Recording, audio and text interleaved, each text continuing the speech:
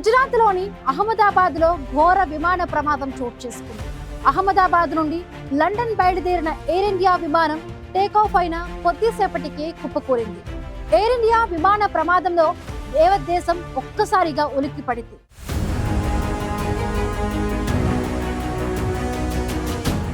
గుజరాత్లోని అహ్మదాబాద్లో air India విమానం ప్రమాదానికి గురైంది. ఈ ఘటనతో యావత్ దేశం ఒక్కసారిగా ఉలిక్కిపడింది. అహ్మదాబాద్ నుంచి లండన్ బయలుదేరిన ఎయిర్ ఇండియా విమానం టేకాఫ్ అయిన కొద్ది క్షణాలకే కుప్పకూలింది. ఎయిర్ ఇండియా విమానం AI-171 ఈ నెల 12న మధ్యాహ్నం 1:39 గుజరాత్లోని అహ్మదాబాద్ నుంచి లండన్కు బయలుదేరింది. టేకాఫ్ అయిన కాసేపటికే విమానం అదుపు తప్పి కూలిపోయింది. AI-171 విమానంలో ప్రయాణించిన 242 మందిలో 241 మంది మృతి చెందారు. మృతుల్లో 229 మంది ప్రయాణికులుండగా 12 మంది సిబ్బంది ఉన్నారు. విమాన ప్రమాదంలో 169 మంది భారతీయులు, 53 మంది బ్రిటన్ పౌరులు, 7 పోర్చుగీస్ వాసులు, కెనడాకు చెందిన దేశస్థుడు మరణించినట్లు ఎయిర్ ఇండియా వెల్లడించింది.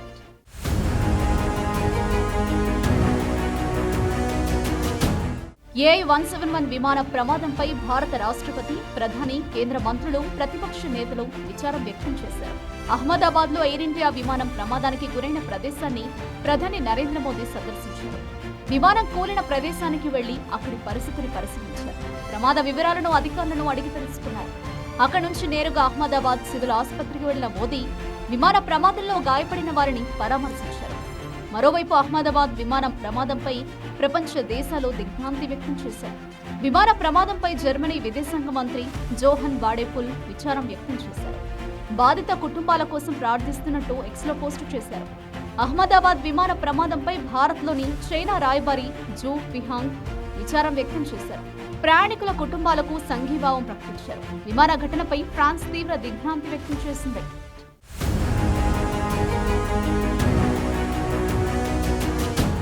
గుజరాత్లోని అహ్మదాబాద్లో జరిగిన ఘోర విమాన ప్రమాదంపై దర్యాప్తు మొదలైంది. ఈ ప్రమాదంపై జరుగుతున్న ఇన్వెస్టిగేషన్లో విమానంలోని బ్లాక్ బాక్స్ లో దాగి ఉన్న సమాచారం కీలకంగా మారింది. అహ్మదాబాద్ ఎయిర్పోర్టు నుంచి విమానం టేకాఫ్ అయిన వెంటనే ఎయిర్ ట్రాఫిక్ కంట్రోల్ విభాగానికి వాయిస్ సంకేతాలందాయి. వాటిలో మేడే మేడే అంటూ పైలట్లు అరిచారు. విమానం అదుపు తప్పి కూలడానికి కొన్ని నిమిషాల ముందే పైలట్ల నుంచి వాయిస్ సందేశం ATCకి చేరింది. విమానం అందులోని ప్రయాణికులు ప్రమాదంలో ఉన్నప్పుడు పైలట్లు మేడే అని 3 సార్లు ATCకి సందేశాన్ని పంపుతారు.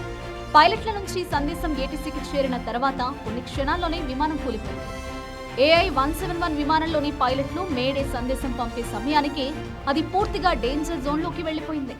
అత్యవసరంగా విమాన ఇంజిన్ పనిచేయనప్పుడు, విమానం మంటలో చిక్కుకున్న సమయంలో, గాలిలో ఏదైనా పక్షి లాంటిది ఢీకొన్న సమయంలో, హైజాక్ సమయంలో కూడా మేడే కాల్లో పైలట్లు ATCకి పంపుతారు. మేడే మెసేజ్ అందిన వెంటనే ATC స్పందిస్తుంది. విమానానికి ఏదో అత్యవసర పరిస్థితి వచ్చిందని అర్థం చేసుకుని ఎయిర్పోర్ట్ రన్వేను క్లియర్ చేస్తుంది. సమీపంలోని అంబులెన్స్ సర్వీసులు, అగ్నిమాపక దళాలను ATC అప్రమత్తం చేస్తుంది.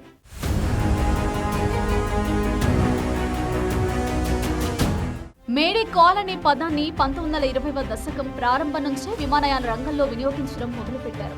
లండన్లోని క్రోయిడాన్ విమానాశ్రయంలో రేడియో అధికారి అయిన ఫ్రెడరిక్ స్టాన్లీ మాక్ఫోర్డ్ నాకు సహాయం చేయి అనే అర్థం వచ్చేలా ఫ్రెంచ్ పదం మైడన్ను ఉపయోగించారు. కాలక్రమంలో ఆ పదమే విమానయాన రంగంలో మేడే కాల్గా స్థిరపడింది. 1927 నాటికి అంతర్జాతీయ రేడియో టెలిగ్రఫీ కన్వెన్షన్ కీలక ప్రకటన చేసింది. మేడే కాల్ అనే పదాన్ని ప్రపంచవ్యాప్తంగా విమానాలు, నౌకలకు ప్రామాణిక వాయిస్ డిస్ట్రెస్ కాల్ గా పరిగణిస్తామని అధికారికంగా వెల్లడించింది. ప్రమాదాలు జరిగినప్పుడు విమానంలోని బ్లాక్ బాక్స్ లో రికార్డ్ అయిన అంశాలు కీలకంగా మారుతాయి. బ్లాక్ బాక్స్ డేటాను విశ్లేషిస్తే అసలు ప్రమాదం ఏ పరిస్థితిలో జరిగిందనేది తెలుసుకోవచ్చని చెప్తుంటారు.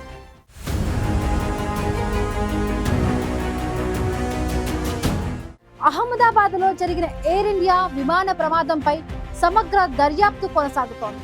ప్రమాదంపై జరుగుతున్న ఇన్వెస్టిగేషన్లో విమానంలోని బ్లాక్ బాక్స్ లో దాగి ఉన్న సమాచారం కీలకంగా మారబోతున్నట్టుగా తెలుస్తోంది.